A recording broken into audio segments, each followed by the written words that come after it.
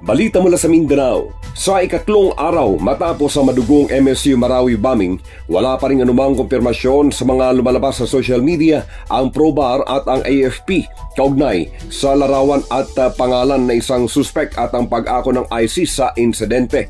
Sa aking huling panayam kay PROBAR Regional Director, Police Brigadier General Alan Ablesa, wala pa silang inilalabas na anumang resulta ng kanilang investigasyon.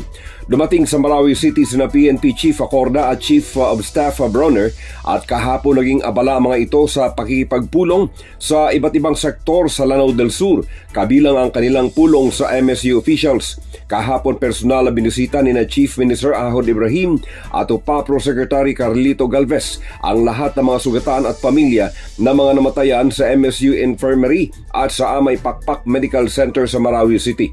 Maliban sa mga naunang mga tulong, kahapon nagpaabot pa ng emergency financial and medical interventions ang MSSD at MOH ng BARM. Nangako naman si Chief Minister Ibrahim ng karagdagan pang assistance kung kinakailangan para sa mga pasyente.